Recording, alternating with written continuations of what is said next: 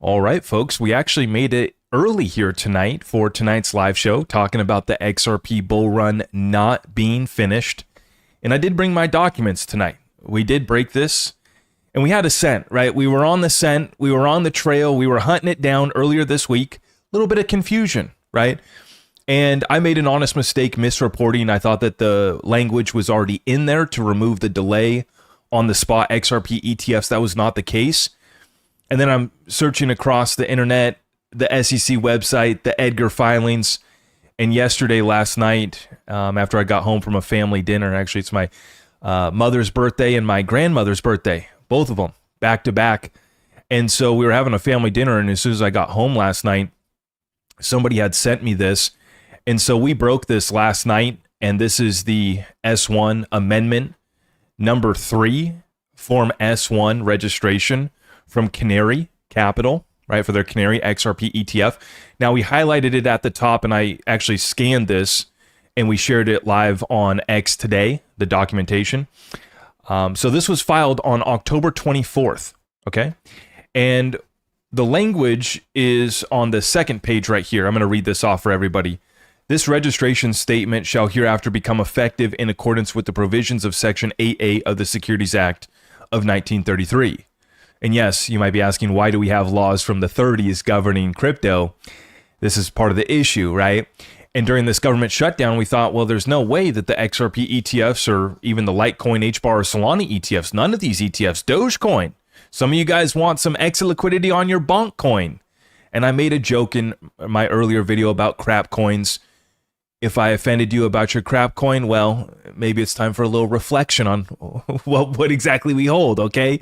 If me calling your bag a crap coin, made you a little upset, that says something about what we got in there. And remind you, I am guilty of having a couple crap coins myself too. But you're going to get ETFs for the crap coins all the way up to good assets like XRP. And we were on the scent earlier this week. We finally have pinned it down, and believe it or not, Canary Capital is the only one that has updated their XRP ETF filing as of right now, unless they snuck one in today. Because I haven't looked through the SEC website and the Edgar filing since this morning when we found this. And after I found this one, I went to the other 6 issuers. And remind you, we covered this on Tuesday night's live show. All 7 of the XRP ETF issuers actually filed amendments on October 10th. After Canary Capital had made the amendment and started the 20-day countdown on their Litecoin and HBAR ETFs on October 7th. And then the next day on October 8th, Bitwise does the amendment with the proper language to start the countdown. And then on the 9th, Grayscale does it for their Solana ETF. And so we had thought that the language is included on the October 10th amendments that was done by all 7 spot ETF issuers, but it wasn't. It wasn't the proper language. This is the proper language, and only Canary Capital has made this amendment in this filing so far. So the ETF race is on, though. That's the point. And the countdown has begun, right? 20 days from October 24th, you got to include the 31st in October, right? Halloween coming up tomorrow, actually. Spooky season. Uh-oh. And there's a lot of spooky little FUD going around, a lot of FUD going around. You're at November 13th. November 13th is when they would be able to go live, the Canary Capital. Now, the only way that these other ETFs are going to get live by that time would be for the government to reopen and the SEC to sign off on them all. This would also be the only way for BlackRock to join the party in time, right? Because BlackRock could file an S1 tomorrow, but Canary filed this on October 24th. So they're the only one out of the 7 existing issuers that'll be ready to go live on November 13th. And so the other players are going to be playing catch up. BlackRock, are they really going to miss out on this party? I don't think so. But that's up for the suits to figure out. And for those of us that have been stacking our XRP and holding this digital asset, we're just going to let the suits come to us. We're letting Wall Street come to us. Now, are we here to buy their products? Not necessarily. Most of us like to just have our crypto without the middleman, without getting taxed, without the fees, right? And so that's where we're at, is just sitting back and letting the regulations pass, letting the ETFs go live. And it's going to take XRP up in a face-melting, very hated rally is going to take place for XRP.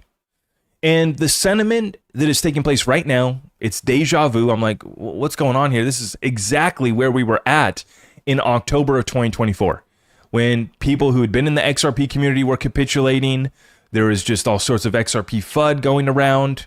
And even the XRP community, we were hanging on by a prayer for a pro-crypto Congress to get elected.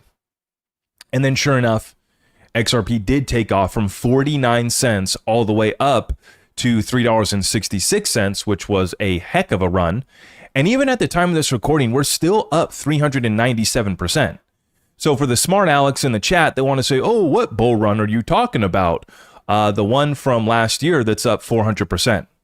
Now in crypto world, that's nothing. I mean, would be considered a bear market. You know, the expectations in crypto are so ridiculous to where an asset could be up 400% since last year when most of us bought it, and people still think it's the end of the world and are displeased. And I'm displeased too. Trust me, I'm frustrated as well. But if the fundamentals change, no. And what you're seeing is a lot of people are feeling the pain. Once again, right there with you. The cost of goods, inflation not going away. Interest rates went down. We actually got a rate cut from the Fed yesterday. But what did the bond market do? As I've been saying, giving a big middle finger, right, to the Fed, the bond market actually went back up. You think you're going to get a rate cut? You think rates are coming back down? Psych. And the bond market gives a big middle finger to the Fed once again. Now, they have been coming down slightly, but still no relief, significant relief that we need in these markets. And so at the time of this recording here, quick check on XRP. We're back up after checking in on our 618 fib down here at the $2.38 level. This is a fib retracement that I've drawn from our $2.20 order book that we filled on October 17th. Hopefully you got your orders filled. Mine was at 225, bounced up to 269. Now, this is part of the rally leading up to the ETFs going live. And now that the countdown is on, I'm expecting the rally to continue to the upside here, anticipation of the ETFs going live. Now we have the countdown, right? Now the clock starts, and I saw Eleanor Terrett share it out. I saw a bunch of other crazy clickbaiters on X share it out. No, they didn't give me credit, but I don't care about credit. What I care about is the message getting out to the masses. And XRP price going up based off of more people becoming aware of the truth of XRP. That's what I care about. I've seen people run around in this space for so long, and who was the first to say this or predict this, and who's the Nostradamus? Who gets who's getting the message out the most effectively to the most amount of people in a way that's actually backed by real facts and analysis? That's what matters. And so I love to see Eleanor Terrett sharing it out and getting over 150,000 views, I think, on her tweet alone, right? Other content creators sharing it out, hundreds of thousands and millions of people realizing, oh crap, the XRP bull run is not finished because the ETFs are about to go live. And we're already seeing record-breaking volume at the CME for XRP. We're seeing records breaking across the board for XRP. We're seeing Ripple make acquisitions. The time limit is up, speaking of countdowns, on Ripple getting a bank charter. Now, you also see the list of attendees at Ripple's Swell Conference next week. See, the attendees and the people that are joining Ripple as partners and then also at Swell, these are institutions and banks that most crypto projects can't even get to pick up the phone. Most of these crypto projects, if they showed up to the building to enter in and try to get a meeting, they'd be calling security to yank them out of there. Okay? It's a big difference from the executives of these banks and institutions, which have been going to the offices of Ripple, the little startup out of San Francisco, hidden in plain sight, so overlooked, so much FUD, and the XRP FUD really ramped up on top of the broader crypto FUD. And it's the perfect setup for the suits, which are cleaning this space up. And I broke this down on Tuesday as well, too. Go figure. As soon as the SEC sends out this generic listing standard notice in September, the ETF issuers realize, okay, it's go time. And so they start to make these filings. Canary Capital on 10.7, Bitwise on 10.8, Grayscale on 10.9. What happens on 10.10? The largest liquidation event in the history of crypto. Just so happens to be right after these ETF issuers get the signal, file their amendment, and then a little rug pull takes place. Just so happens to be the largest crypto liquidation event in the history of crypto. Now, I think that this sums it up pretty well from Waters Above Crypto. The quote, "I'm saying goodbye to crypto" posts are flooding this digital sewer here. What a beautiful sight to see. And he's referring to X in the timeline, which was just full of so much FUD. Really over the past couple of weeks, but then even like today, and there was a running joke going around. There's a joke, and a lot of new people don't realize that it's a joke of a bunch of OGs in the space saying, "I quit, I give up on crypto, I'm going back to bonds and stocks," right? And that's actually just a running joke in the space. A lot of people don't realize that, and the algorithm is feeding it to us, right? And so you know the new people come in and they're looking around and they see, even some content creators that used to be pumping up XRP, built up their audience off of XRP, and now they're out of XRP. Now they sold XRP to go buy a crap coin on Solana, and you should buy it too. Wink, wink, nudge, nudge. Can you be exit liquidity for me, please? Not going to name names, but you know how it's played out here. Raoul Paul summarizes it well too with this tweet. Checks X sees monkeys flinging poo at each other over a bit of liquidity-driven volatility, notes that the market is in the same range it's been in all year, shake my head, closes X and opens a bottle of wine to watch the sunset, and I figured, hey, that's what we'll do tonight as well too. So cheers everybody. We are here. The FUD, it's not going to be taking place over here on this channel because the fundamentals only get better. Let's break it down. If you haven't already, please like this video. Help us out by sharing it out far and wide. Let's get right on into the update because I do want to get to your guys' Q&A. Cheers and God bless you all. Let's roll. Yeah, let's get it. Crypto is being cleaned up before Wall Street takes over. Influencers, projects, and over-leveraged degens all exposed. It's a net positive for the space. All of it. Influencers, don't get me started. I've seen them come and go for years. Projects, you already know the deal. And then over-leveraged degenerates, getting liquidated. And what's funny about this is the guys that FUD XRP the most actually have a back-end bag of XRP, or in the case of Simon Dixon, big Bitcoin maxi, he owns shares in the company Ripple. And through that exposure to Ripple, he actually indirectly owns XRP as well too, because Ripple owns so much XRP. That's the funny part about this. Simon Dixon hops in on the XRP FUD train to clarify that he does not own any XRP, he won't own any XRP, and he's never owned any XRP. But the company itself owns almost half of all the XRP, and he has shares in that company, right? Ripple Labs was one of many early investments I made that have performed incredibly well. Oh, you don't say, really? I wonder how your bag of XRP could have done too if you had some exposure over there. If the company goes public, I'll sell my shares. I love this. These guys. Yeah. But my focus remains on Bitcoin. Sure it does. Other early investments include Coinbase, Kraken, Robinhood, Exodus, Bitstamp, Circle, Bitfinex, Securitize, and many others. I've always disclosed this. To me, Ripple Labs fits in the banksters financial industrial complex bucket. And that's what they all have to say, right? It's a centralized bankers coin. It's this and that. And now they want the banks to buy their bags. Now they want Wall Street to sell the ETFs of their Bitcoin wrapped up in a Wall Street package, right? It's been so funny to watch. The hypocrisy in this space is unbelievable. Scott Melker joined in and David Schwartz had to set him straight. And it's just hilarious watching, some of these guys with big platforms, big audiences, and mostly big egos. And then you get David Schwartz who steps in and just gives it to us so simple. I absolutely love it. He says, the funny thing is that I think that most of the value of most cryptocurrencies comes from expected future speculation. So if what you care about future price changes, if what you care about is future price changes, what people think will happen is much more important than what has happened. Look at Bitcoin. Most of the current investment thesis is something like, imagine if most companies started storing 1% of their treasury in Bitcoin. What will that do to price? What's that saying? That in the future, more people will speculate on future price appreciation than speculate currently. It's not even based on expected future utility. It's based on expected future speculation. I want to believe utility matters. I really do. But even David Schwartz is acknowledging that part of the game, and a large part of it right now, is speculation on future value. And there's nothing wrong with that, right?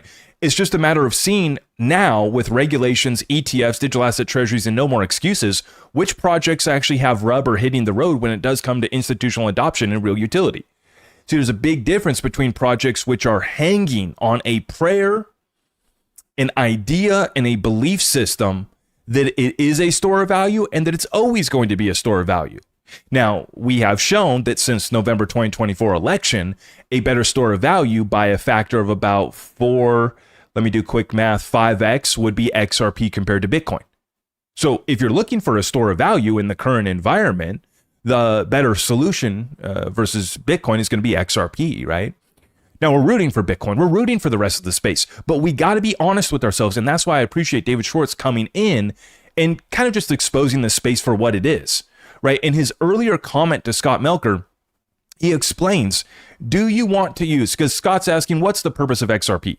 And David says, do you want to use a blockchain where people can be their own bank and no middlemen tax their transactions, or do you want to be someone else's bank and tax their transactions? If you want the latter, there are dozens of blockchains for you. He's calling out and exposing proof of work and proof of stake for being a dolled up version of the old system of the middleman in a suit gets to tax you on everything you do, sending payments, your assets under management with your financial advisor or the fund, right?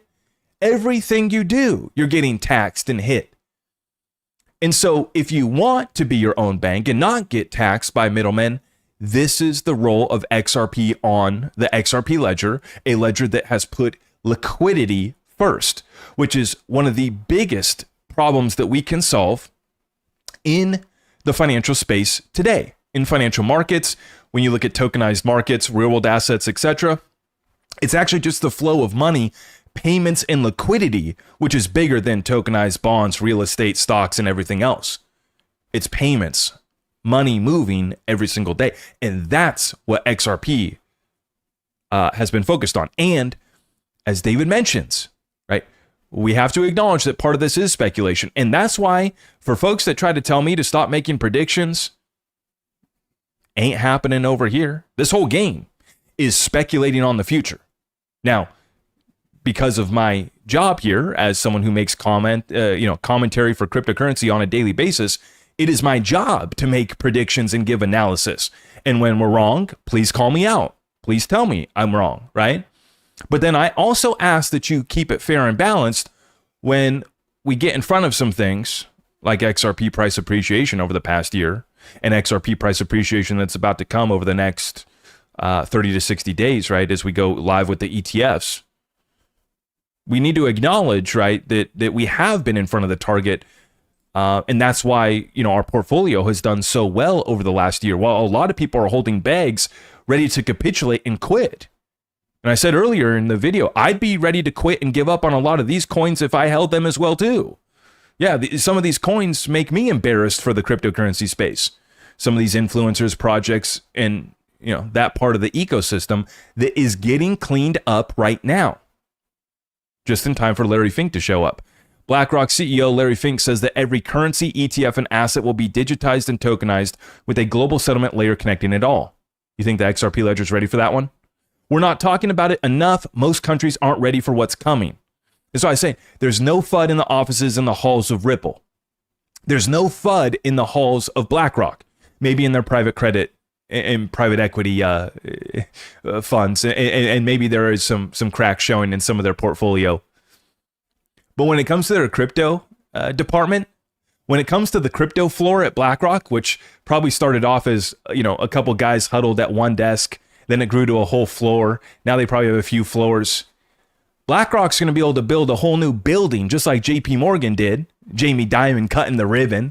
I love it, because it shows you how the game's played. These guys get off on this. This brings them more satisfaction than what? Jamie Dimon cutting the ribbon, $3 billion tower to watch over all of the little cockroaches that he called out. They don't come in ones or twos. And what a great little perch for the vultures at JP Morgan to look over.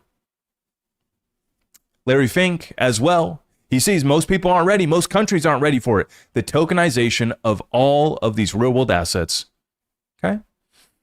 Continuing on, it's the end, speaking of countdowns, the end of the 120-day review for the OCC to take a look at the Ripple National Trust Bank.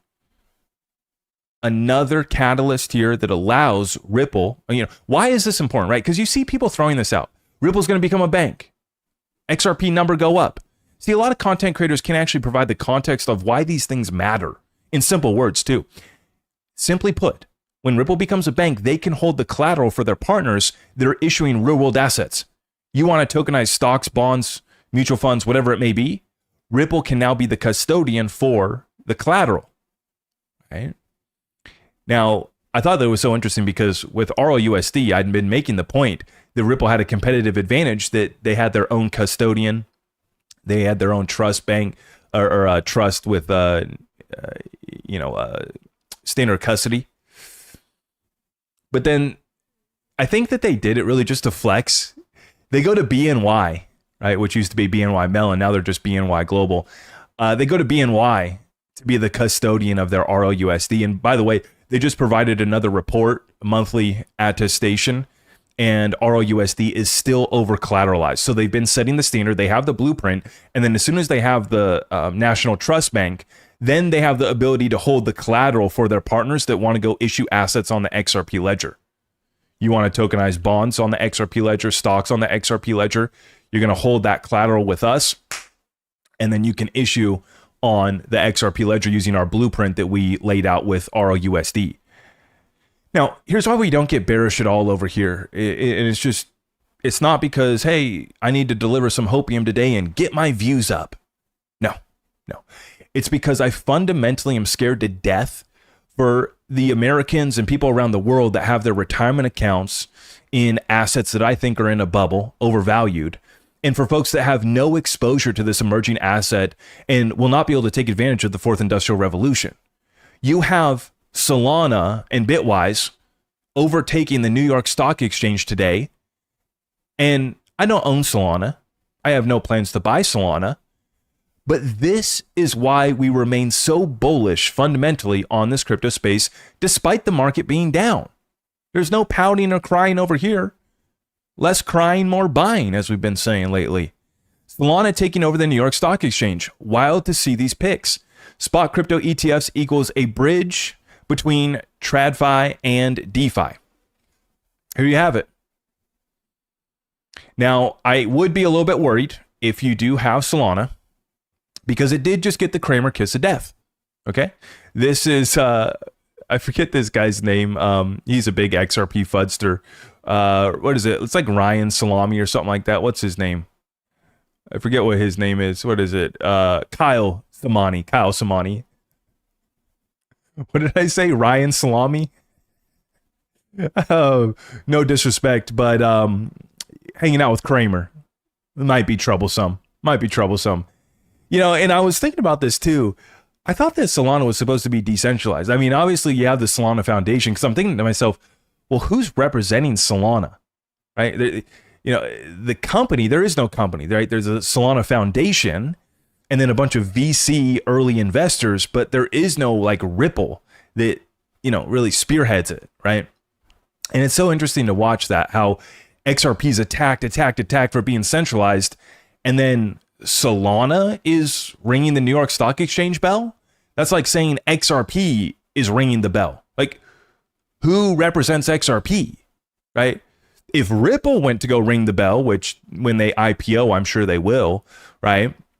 I'm sure eventually we will go see Ripple IPO and they will be ringing the bell. But that'll be Ripple ringing the bell, not XRP ringing the bell.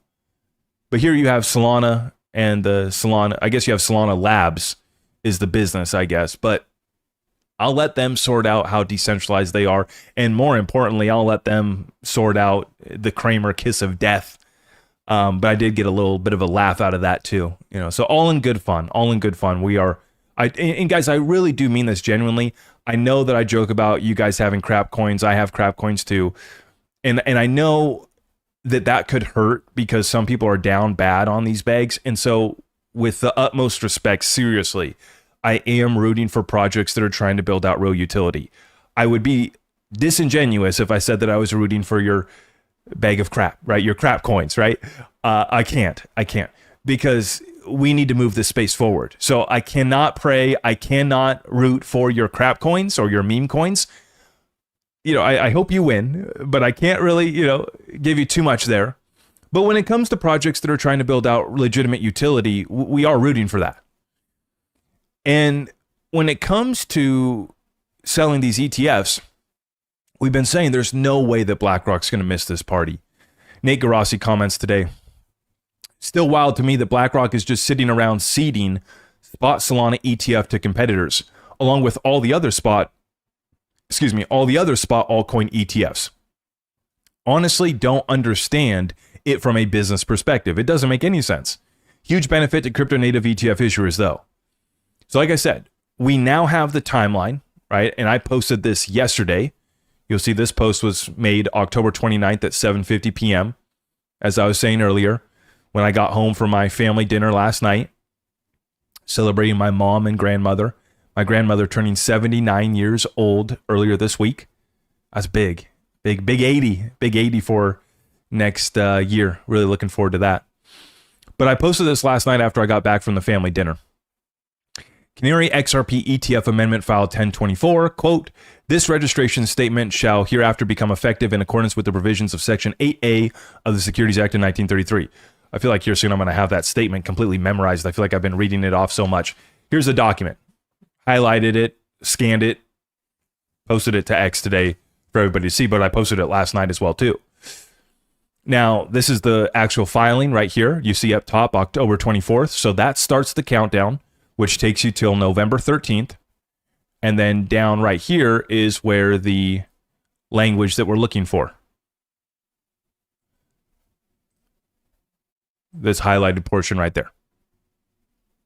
Now, it made no sense to me when Canary updated their ETF on the 10th and they didn't include this language. The other 6 issuers updated on the 10th and they didn't include this language. I'm like, do you guys not want to make money? What's going on here? The only thing that I can find in Canary Capital CEO Steven, he was interviewed on Bloomberg. I played it in this morning's clip. You have to have 6 months of futures still. And so what I went back and looked at is Coinbase futures actually went live for XRP April 21st, and then the CME went live May 19th. So April 21st, 6 months from there, will bring you to October 21st. So that lines up with Canary filing this on the 24th, right after the 6-month deadline has passed for the futures market for XRP. And then basically you can file, you take out that delay clause, and you're good to go in 20 days. Which is what Canary Capital has done here. But like I said, I scoured all through the SEC website this morning again. I could not find any additional updates. None of the other ETF issuers have updated since October 10th. But this is why I said I was so excited to get this message out so this can start circulating, right? Who broke the news first? Who cares? Are we getting the message out? Is it going to start the ball rolling? The snowball is started down the hill, right? The countdown is on. And so all the other ETF issuers, I can guarantee you right now in their offices, if they already weren't scrambling, they are now. Because it's all about the money, right? And these guys see their competitor got the jump on them, right? They know that that could mean hundreds of millions or even billions of asset under management going to their competitor. Now, we commented on this last month in September. It's when I was on my road trip. And we're on a road trip, but we were still reporting live from the road, right? And the workaround that Rex Osprey did with the 40 Act spot ETF. And about, I think it's 40% of that fund is spot XRP and 60% is ETF, spot ETF products based outside of the United States. So it's a little workaround that they did with the 40 Act.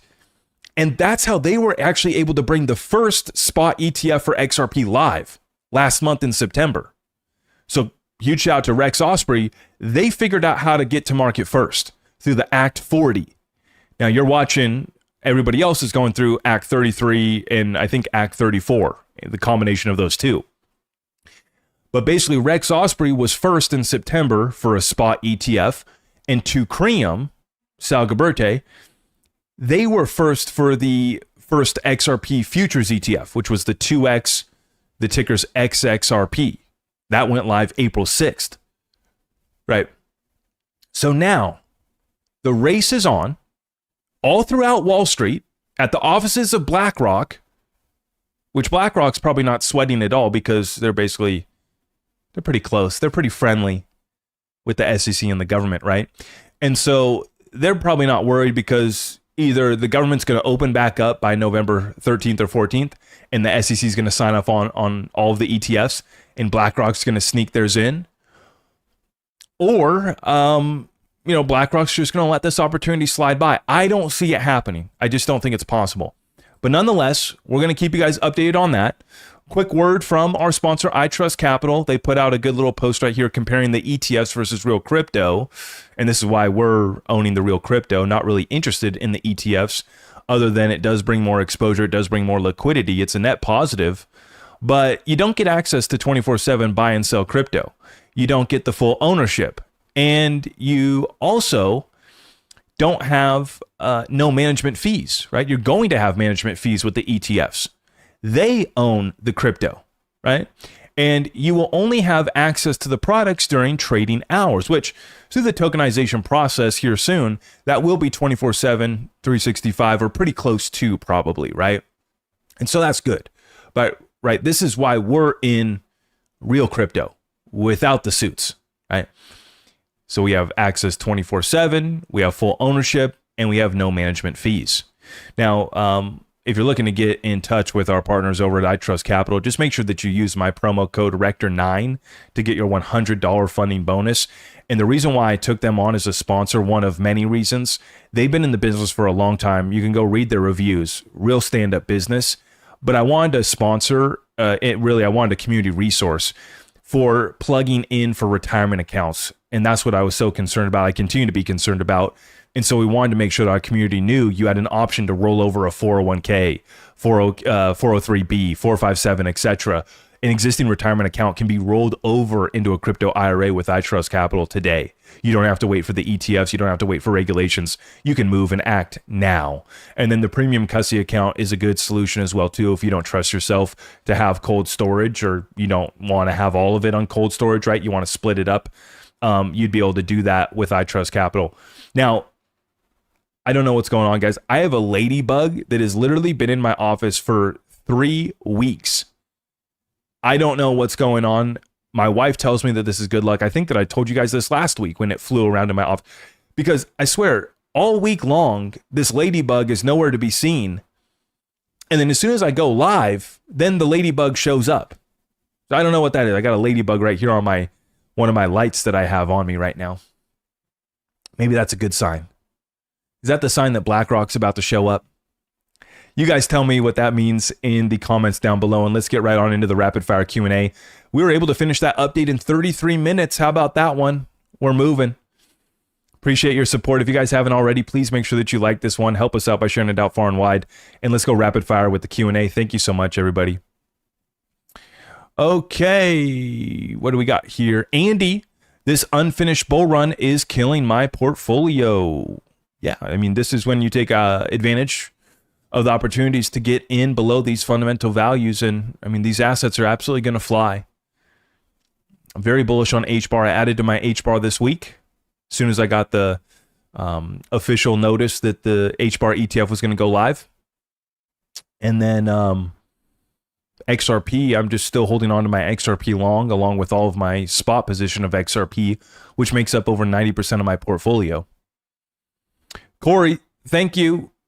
Just started listening, 7 o'clock. Why are you and Jake live at the same time? What am I going to do? Government shutdown, conspiracy, financial global reset. Here we come. Rocket emoji, rocket emoji, rocket emoji. Yeah, why did Jake do that? Didn't he get the memo from our handlers that, we're supposed to stagger this like, cable television, right? Just like they do the late night shows. I said this when Abs and Johnny started up the Good Evening Crypto show. When they told me this, I said, you guys aren't coming for my slot, my 7 o'clock PST, 10 o'clock Eastern slot, are you? And they said, no, we're going to come before. I think they go live at 9 p.m. Eastern or something like that. But yeah, I know Jake's been traveling, and so I know he's playing catch up. And so, no, it's all good. It's all good. But Yeah, a little bit of a scheduling error from our handlers that control all of us XRP content creators and pull the puppet strings, our puppet masters. Just kidding. I'm just kidding. Nobody controls us.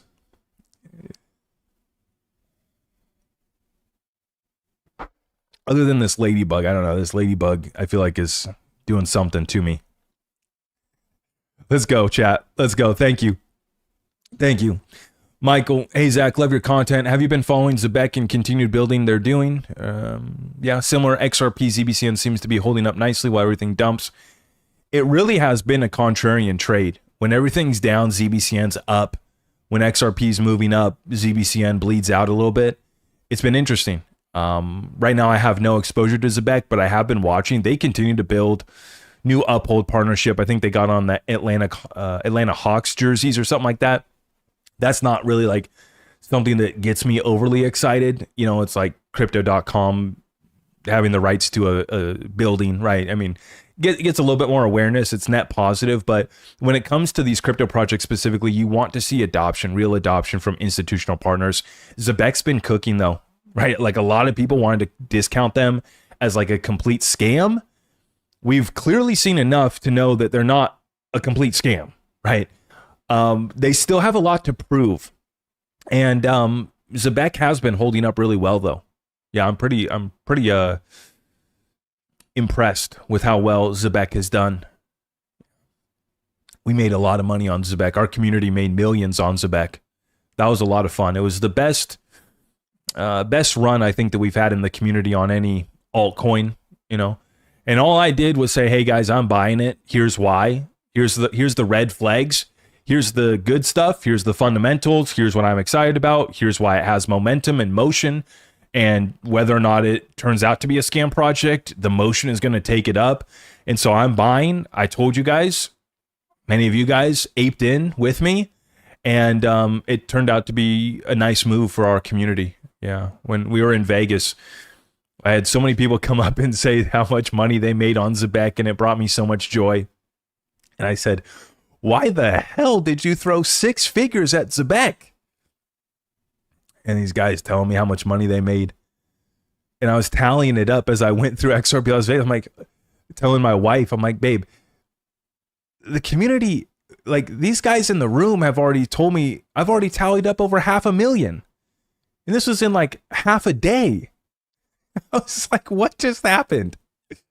So that was a lot of fun. And we'll continue to watch Zebek. It's one of those, I got a list of projects that, like XCN. I sold off 75% of my XCN. They still have a lot to prove. I'm going to dump the other 25% of my bag because they still haven't proven it. Now, it doesn't mean I'm bearish on the project. No, it just means that it still has to prove itself.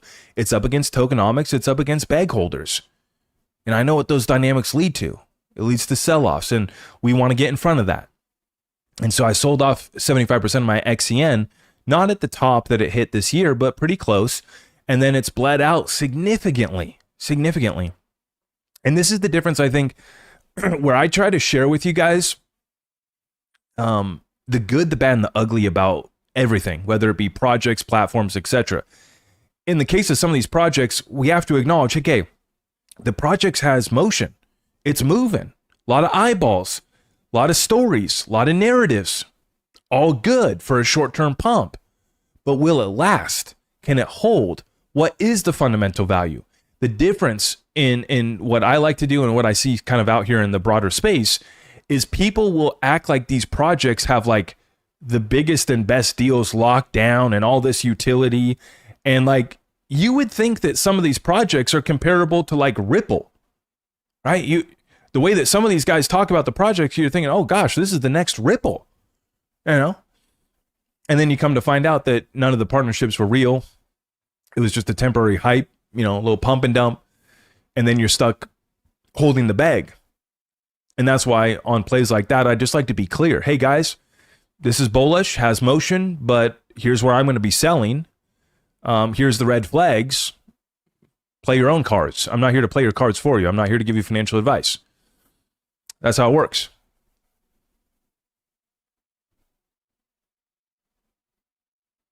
No, and this is a good point. I see Jason in the chat says, I hate to say when I bought my crap soul at $20 and now it's $200. I'm not sure how crappy it is. No, that's great.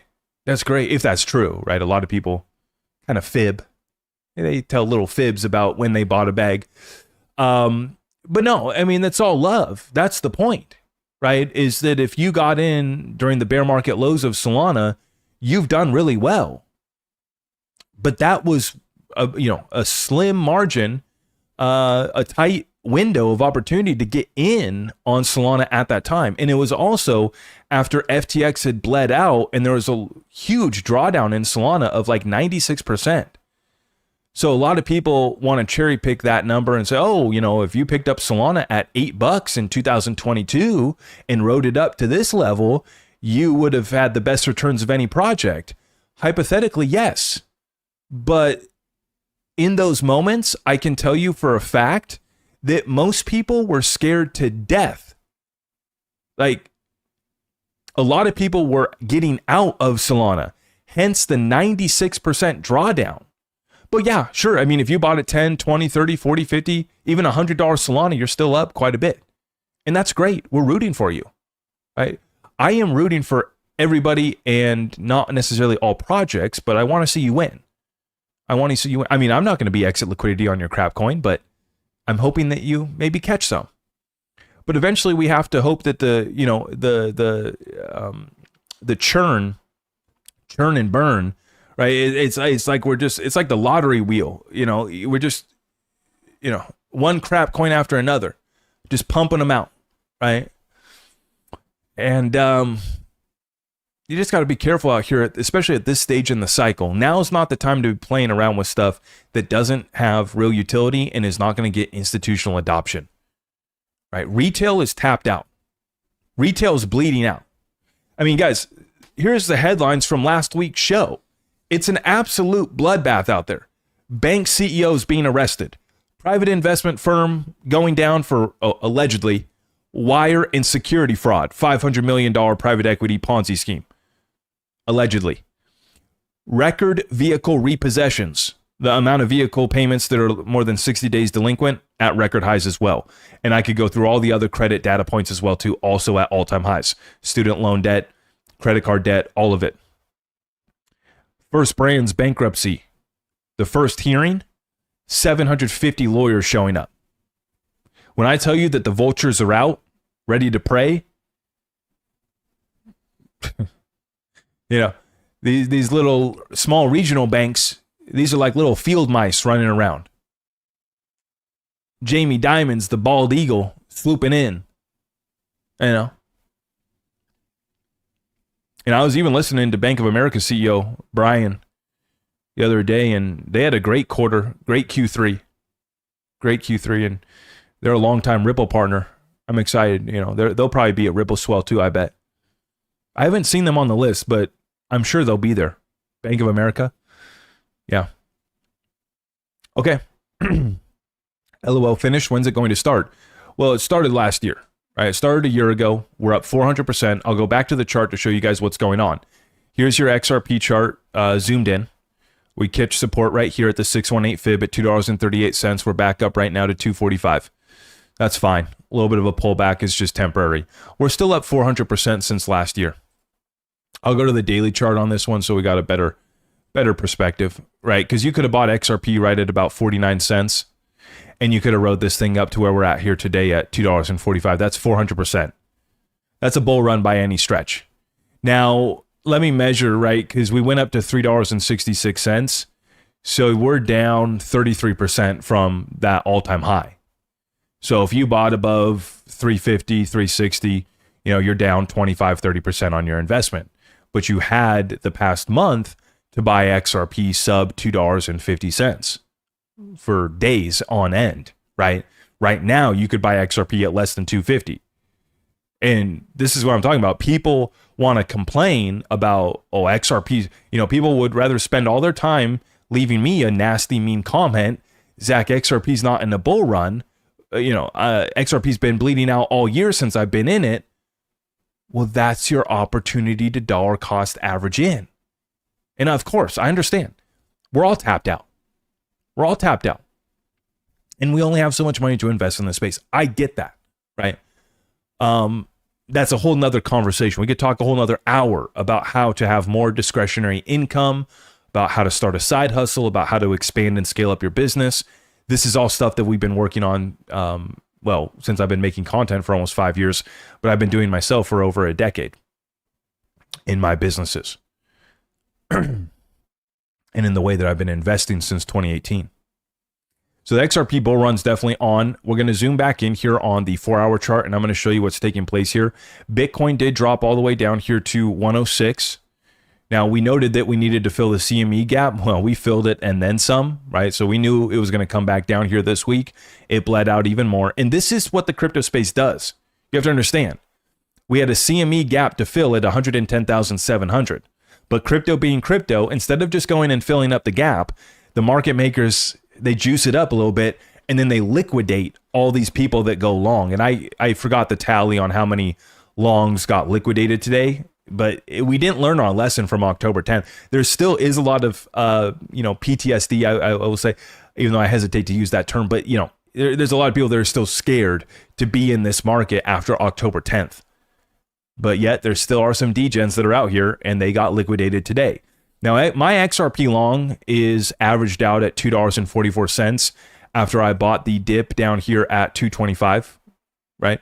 So my XRP long is still in profit right now, and we're ready to ride this thing back up to new all-time highs next month. Not worried about that one in the slightest, okay? We're going to slide on down here to HBAR, which is holding up really well. Now, I found this order block right here, so I'm watching to see if we fill this order block right here back down to the low 18-cent level. We did pull back to about 19 cents, and that's about a 13% drop for HBAR after the ETFs go live. Please remember, for everybody saying, oh, market's down, ETFs went live, but the market's down. Yes, exactly like we warned would happen. I'm glad that some of you guys are paying attention because we noted that you're going to have a buy the rumor, sell the news on the ETFs. Buy the rumor, sell the news means that we run up till the event happens, and then we sell off on the news. And for HBAR, it's held up really well. But it still does have a 13% pullback. But relative to where it's at, we're still in the green. I bought HBAR back down here at 18 cents. That was on Monday after I got the news that the ETF was going live on Tuesday. Said, thank you very much. Let me pick up that HBAR, even though I knew we were going to have a buy the rumor, sell the news. I had sold off some of my HBAR during the liquidation event at 1010, and so I wanted it back. And so the HBAR bag that I sold off on 1010 to save my XRP long, I bought that bag back plus 10%. So I got the tax loss because I sold it at a loss, and then we reaccumulated that position at a lower entry, and then the position got bigger. That's how you do it. That's how you do it. Now, does that mean that you should sell off your entire XRP bag and buy in lower? That scares me to death, right? Really does scare me. Not encouraging anybody to do that. But that's what I pretty much ended up doing with my HBAR. I still had a small bag of HBAR, but I sold off a good chunk of my HBAR, right? And so now I have it back. It's still in profit, but I bought it with an understanding that we were going to see a buy the rumor, sell the news on HBAR. Sure enough, we pull back 13%. And right now we're only about 11% below the high that we went to after the ETF went live. For Solana, it's about a 12-13% drawdown. On Sunday, October 26th, Solana went all the way up to 205. The ETF didn't go live till the 28th. So if you want to be exact, you could measure from 204 and you're down about 12.5%. But basically from the run up, right, which is the proper thing here to do, right? Because this is the whole point. The whole point is that you're going to have a buy the rumor, right? Run it back up and then sell the news event. And the sad part about Solana is that it is barely up from where it was at right before the election. That's the sad part about Solana. If I just zoom out here, you guys can see, oh yeah, here it is. Yeah, so Solana was right here at 155 right before the election. And so it's up 18% right now. If you look at this one, I got a lot going on here. Let me delete that. Let me delete that. And let me delete this one. It only pumped 60% after the election.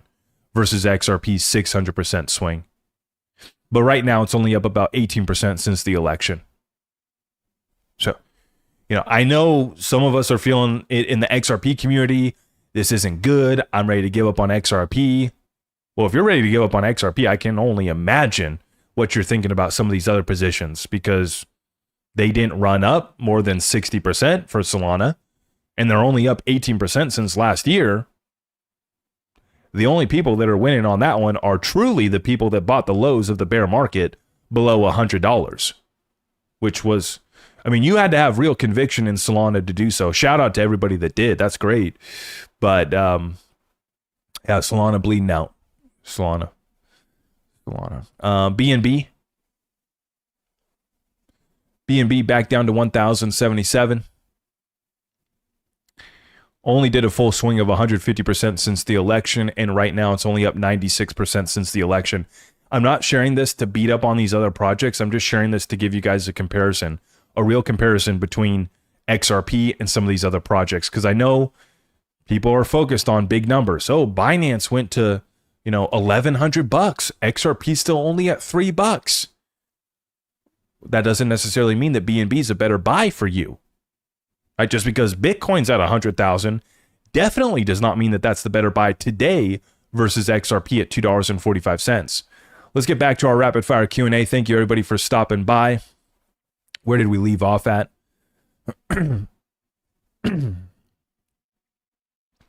Mrs. Claus.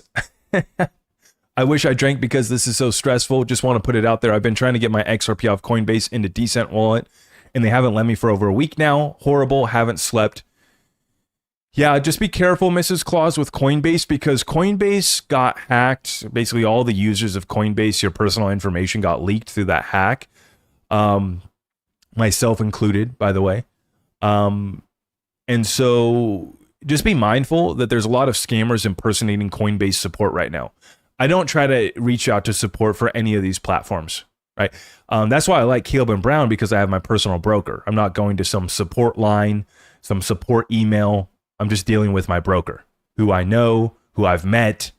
I've shaken their hand. I've had dinner with them. I've had drinks with them.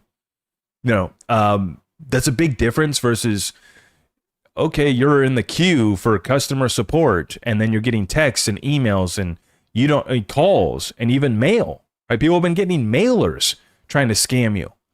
And so just be safe with Coinbase. I'm not going to say don't use them, because I do use them for futures trading, but I'm moving all of my trading to Caleb and Brown for big bags. I only trade the futures on Coinbase now. Okay. Yeah, I have nothing great to say about their customer support. So please just stay safe though, and watch out. The scammers are relentless these days, Mrs. Claus. Be careful out there. But good on you for getting your assets off of Coinbase. Steve, thank you. Remember last year when BlackRock filed for an XRP ETF and it got dismissed as fake? What if that application is still laying at the SEC and could be approved when all the other ETFs are approved? Surprise?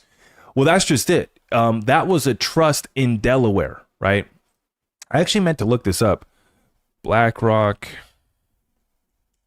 XRP Trust. It was a trust that they formed in Delaware. Yeah, so they say it was fake.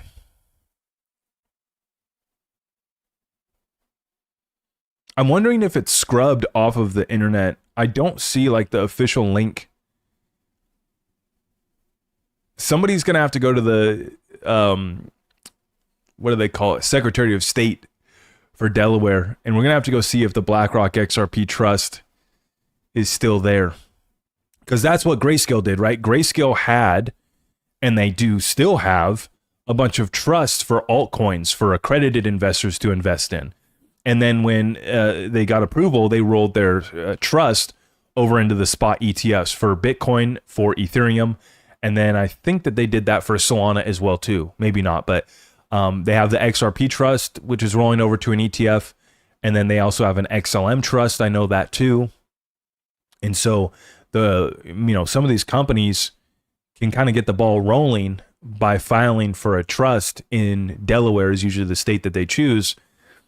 And then that gets them in a position to roll that over and do an ETF.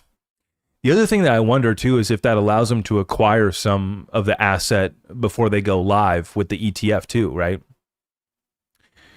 Yeah, that could get very interesting. That could get very interesting. Bruce says, glad I got it off Coinbase and put it on Caleb and Brown. Yeah, me too. I these other platforms are getting a little greedy. The service is not as good. I mean, there's a whole list of reasons why. And so now I just use Caleb and Brown. Yeah, we got them linked up down below too for you guys, okay? Now I think I had one more super chat here. Owned by my kitty, thank you. Do you think that Solana, AVAX, and SWI are crap? That's funny. The ProShares Ultra XRP ETF is live. Yes, I believe that is the that's a leveraged ETF though, right? These leveraged ETFs, there's already a handful of those that have gone live. Yeah, the ProShares. So it's the 21 shares, the CoinShares, the Bitwise, the Franklin Templeton, the Canary, the Grayscale. Did I already say Franklin Templeton? What's the other one? Oh, Wisdom Tree. Those are the seven. Spot ETFs. All of the other ones are different leverage, 2x, 3x, ProShares Ultra. I think that one was like a 2x or a 3x. And then some of them also have 2x and 3x short as well. Owned by my kitty, thank you for the question. Solana, AVAX, and SWI, are they crap? You know, I don't want to say that. I don't want to hurt anybody's feelings. But I mean, I just don't see significant institutional adoption past like pay-to-play headlines. Like, for example, the Solana Western Union partnership that was put out this week. There was rumors that they paid for that announcement. I don't know if they're true or they can be confirmed. But I know how the crypto game is played. I scratch your back, you scratch my back, you know.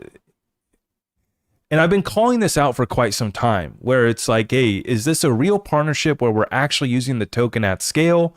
Or is this just a convenient photo op, fireside chat, and friendly little partnership where you guys are playing in the sandbox, but you're not actually going to utilize the token long-term at scale? Is this an announcement that a company like Western Union is putting out so that they can stay relevant? Right. So to the extent that Solana, AVAX, and SWI are crap coins, I wouldn't go that far. I would just say that we've seen a lack of institutional adoption. Out of the three, Solana has the best chance of appreciating on price, in my opinion, based off the ETF inflows. I don't see much demand coming in for AVAX or SWI. You have a VC pump gang behind SWI and Solana, so you got to be mindful of that. AVAX, I'm not too aware, but it just ultimately comes down to a lack of institutional adoption on those ones for me, and tokenomics working against them, etc.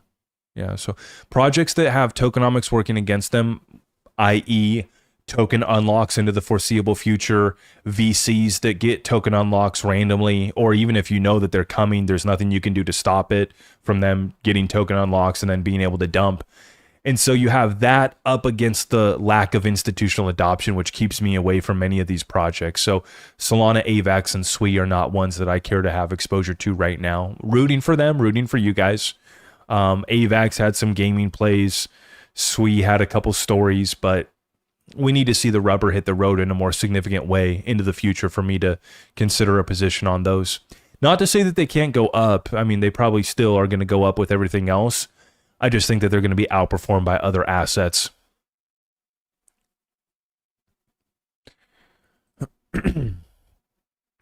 Great job. Thank you, Zach Rector. Thank you, Salvador. Appreciate that. Let's go back to rapid fire. Thank you guys for stopping by. If you guys haven't already, please make sure that you like this one. Help us out by sharing it out far and wide. I'm going to finish my glass of wine here. Answer some Q&A. Irish XRP holder, 6 years. God bless you. Thank you for being here. Never 10,000. Was anybody here talking about $10,000 XRP? Were you guys talking about $10,000 XRP in the chat? Oh no. Oh no. We might get in trouble.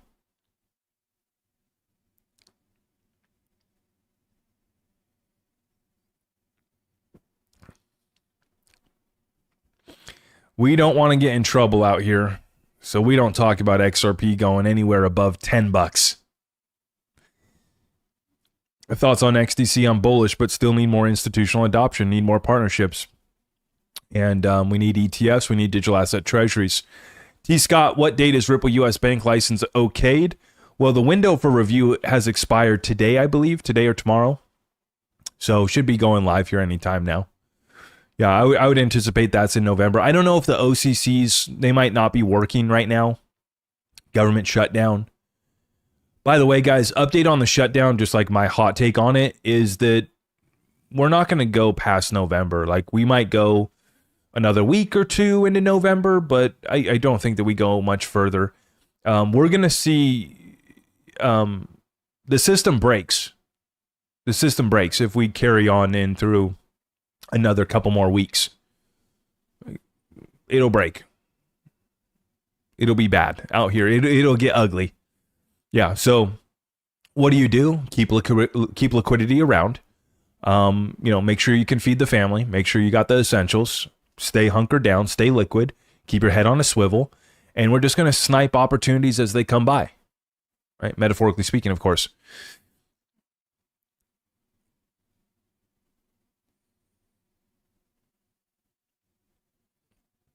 Jimmy says, I do want to move 401k into iTrust. Well, the problem is there's so little, investments that you can make with your 401k. They finally are starting to open it up for private equity, private credit, which both are, asset classes that are kind of being exposed right now. The cracks are widening is the nice way to put it. And so I worry that a lot of 401ks and pensions have been sold private credit and private equity that, is not going to fare too well.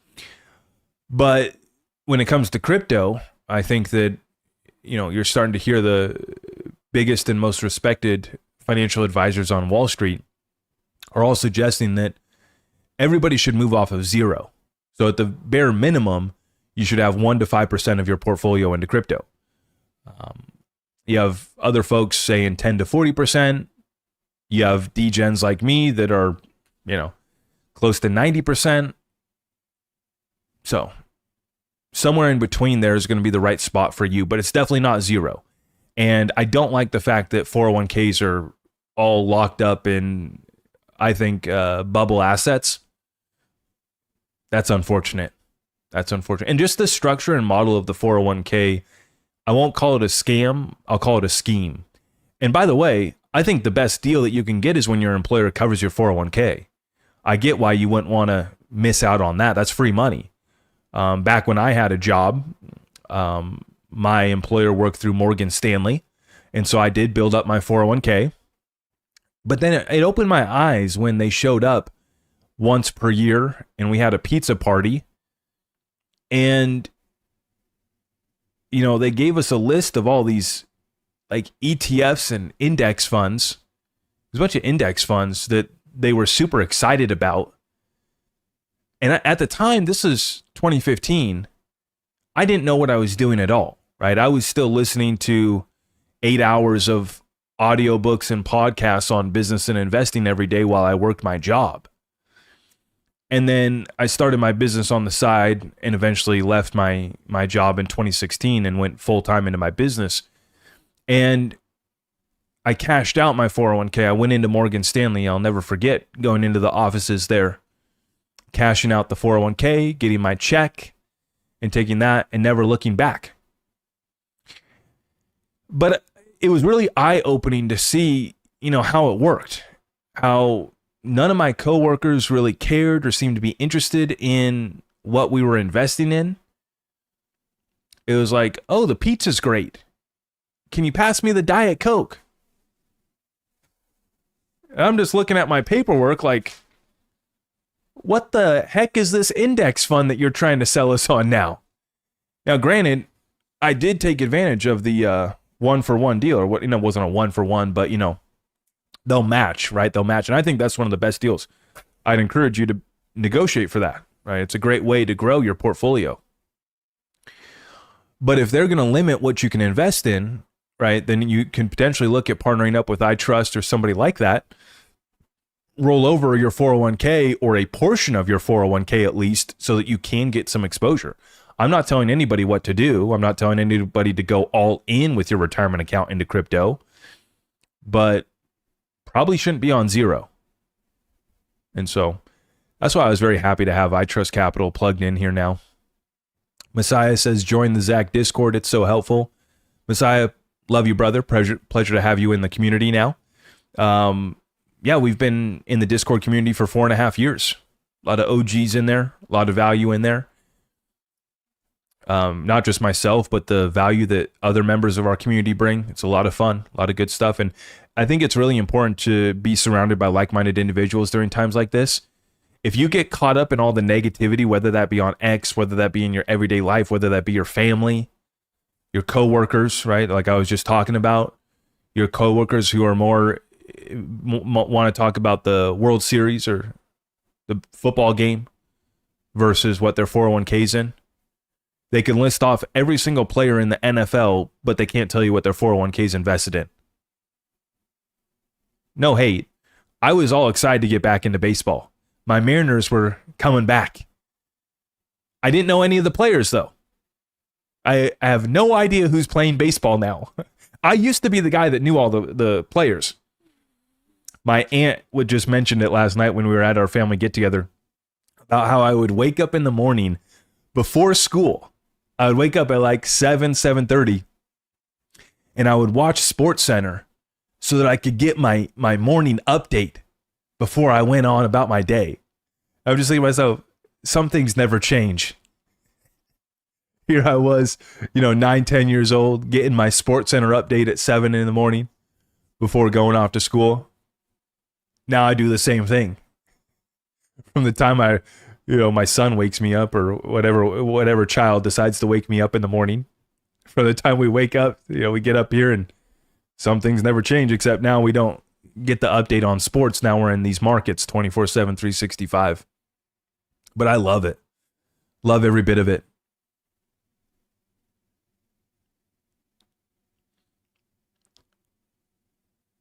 Zach, the bear posted on Reddit. Is the bear back? Don't tell me the bear's back. No. The bearable guy? Do I need to put on a bearable hat right now? Do we need to check on the bear? No way.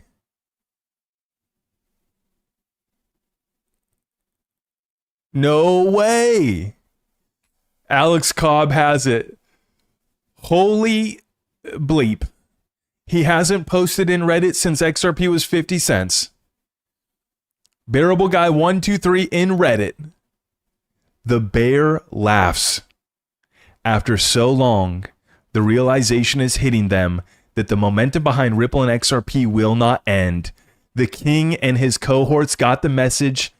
Kindly step aside. Are you kidding me? Chat, come on. The bear is back. Is this real? Did Cobb Photoshop this? Where's Cobb at? Somebody take his internet away.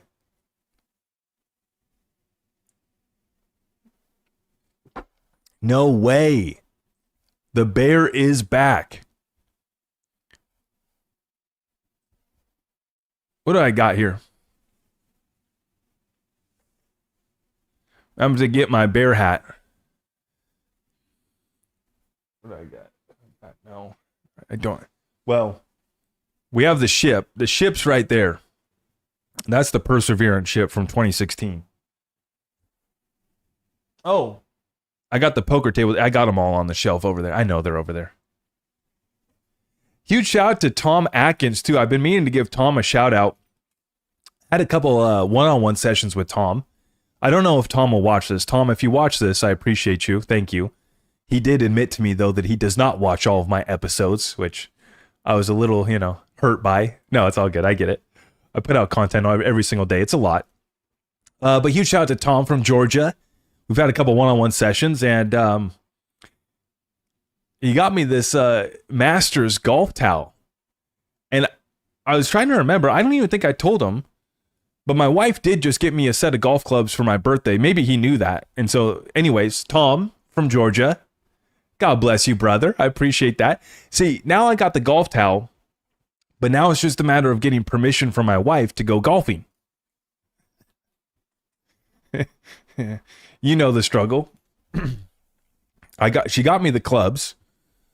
My mom got me some other golf accessories for my birthday. And then Tom sent me this nice towel. And so I'm ready to go. Now I just need to get permission from the wife.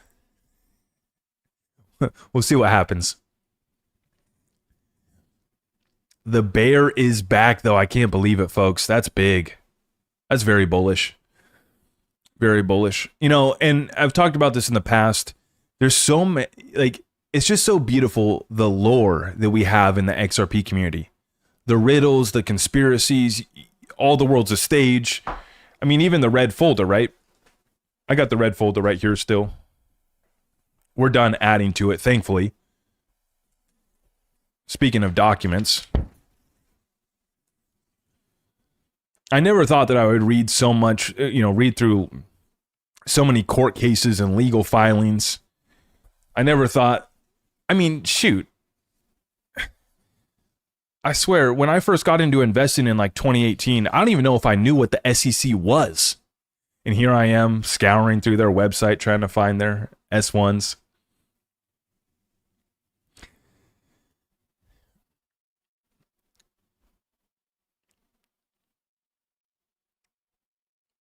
$58 months and 9 days since the lawsuit. There you go. The Riddlers never fail.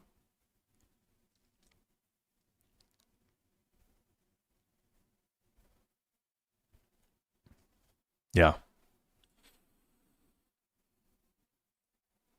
That's awesome.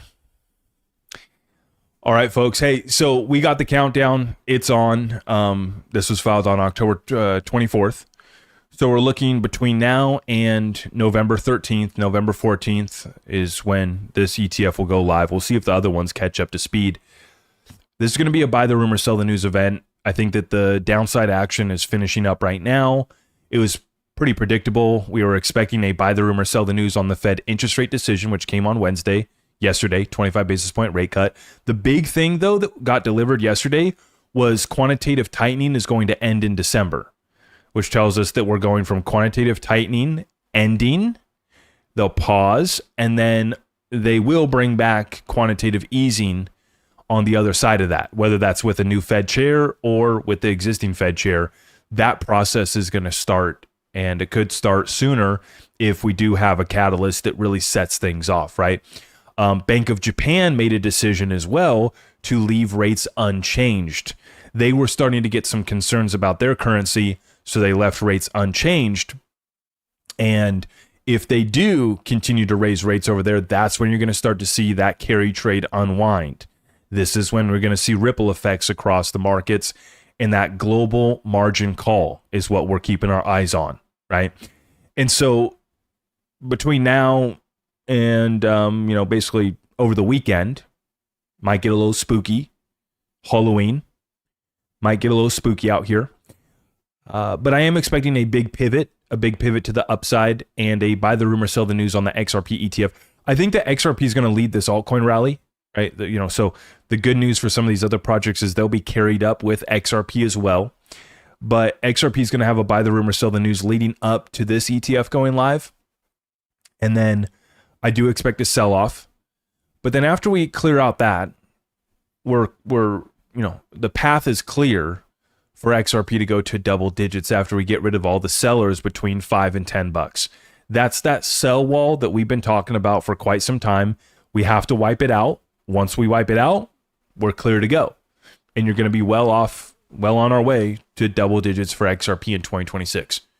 So everything's lining up. My apologies. We kind of, and I like to admit this, right? I had the scent. We were on target. I just misread the S1 filings that I had shared earlier this week. And then I was messaging back and forth with the CEO of Canary Capital, Steven, and I got confused on a couple things because I'm not a lawyer, right? I mean, I'm not going to pretend to be a lawyer out here. So when I had read the other language, I thought, oh, this is some legal jargon. I don't really understand it. Even AI can't really give me a good solid answer. But I thought that the timeline had started on October 10th because I saw all 7 issuers, and it only made sense because Canary, Grayscale, and Bitwise had all amended on the 7th, 8th, and 9th to start the 20-day countdown. And then those same ETF issuers, along with 4 others, all 7 of them, amend on October 10th. And so on Tuesday, that's when I reported, guys, I think the timeline has started. This is a go. That was wrong. Zach was wrong. If you want to tell me I'm a bad guy, you can tell me that, okay?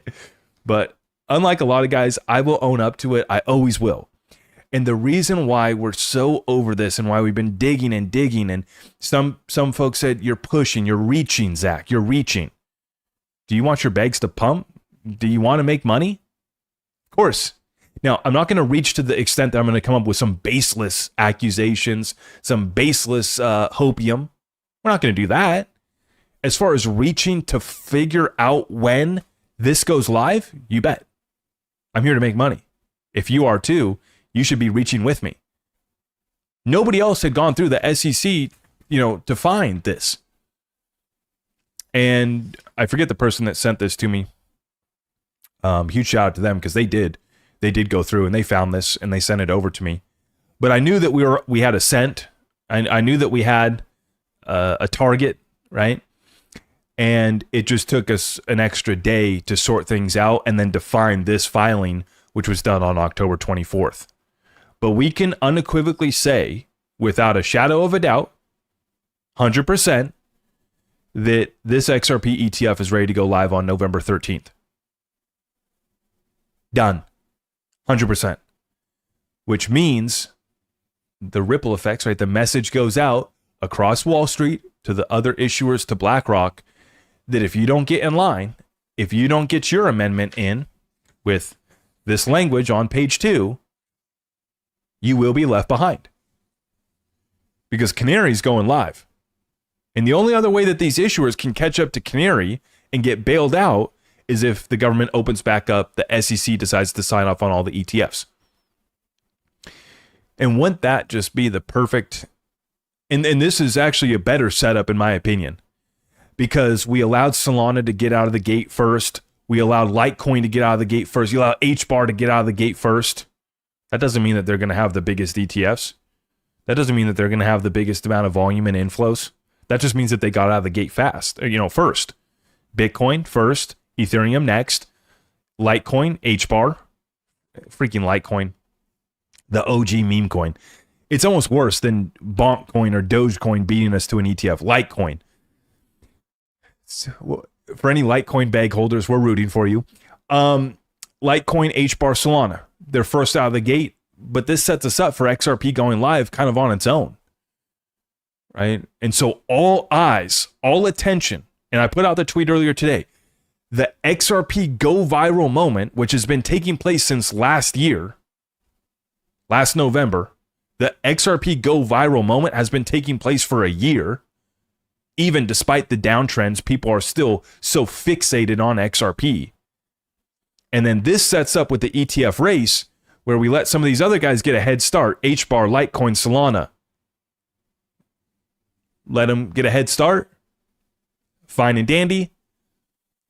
And it turns the spotlight right onto XRP and these ETFs going live in the middle of November. And so as I've been saying, we have a November to remember coming up for XRP and the broader cryptocurrency space. Not everybody's going to be a winner like XRP is. So we got to be very clear about that. But XRP is going to lead this race. A few other, handful of other projects that we think are going to run as well. And that is going to be the conclusion of the 2025 cycle. And then we get into the conversation of which assets will have enough ETF inflows, digital asset treasuries, and institutional adoption to actually hold up a significant floor price and essentially miss a bear market, even though you could see a 20, 30, 40, 50% drawdown, right, from the all-time high blow off top, right? But then XRP comes back down and it establishes a floor price. And the problem is it's going to be a floor price that a lot of the world can't afford. So you got to understand, the wallet reserves have been reduced, but even though the wallet reserves have been reduced, you still have a lot of people that can't afford an XRP wallet, let alone if XRP goes to 5, 10, 20 bucks. We already have a significant portion of the world that is priced out of XRP. They cannot afford a wallet, right? And so as this asset appreciates, it's going to squeeze, right? And I think that you're going to look at a $20 to $30 XRP next year with ease. Still holding very firm to that. And by the way, still being ridiculously conservative with that prediction. I think that you could see a lot more, but just so that we don't get too far ahead of ourselves, that's what I'm expecting. Okay. The big thing that I've learned in the crypto market since 2018, and especially focusing on XRP and these banking institutional partners, regulations and laws, is that this process has taken way longer than expected. Does it mean that XRP is bad? Does it mean that XRP is not going to get institutional adoption? The answers are no and no. It just means that price is not moving as fast as we would like it to. That's all. That's all. Does it mean that price is not going to ever go to those levels? No, it will. Just not on our time frame. And so it's a matter of staying liquid in the meantime, staying focused on the fundamentals and continuing to stack what you can afford. Don't over leverage yourself and continue staying focused on what matters most. These are the assets that are going to run the new financial system. These are the assets that are the solution to the debt, currency, and liquidity crisis. And so with that, folks, I am going to wrap up this session. I hope that you appreciate it. We'll be back tomorrow, Friday. Spooky season, Halloween. Hope you have some fun. We are going to be the Incredibles. Okay, so I have not seen my costume yet, but I am supposed to be Mr. Incredible.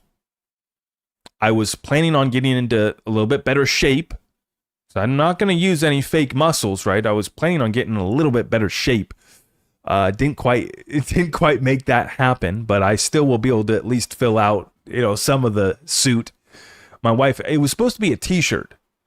We went from a t-shirt to now I find out that I'm supposed to wear some sort of, I don't know, spandex suit or something. I don't know. Maybe I'll post a picture for you guys. We'll see what happens. We're going to be the Incredibles tomorrow. I hope you guys have a fantastic day. We'll be back with an update, checking in on the markets.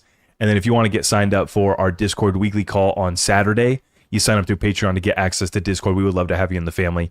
Everything else is at my website, ZachRector.com. God bless you all. Thank you so much. We'll see you.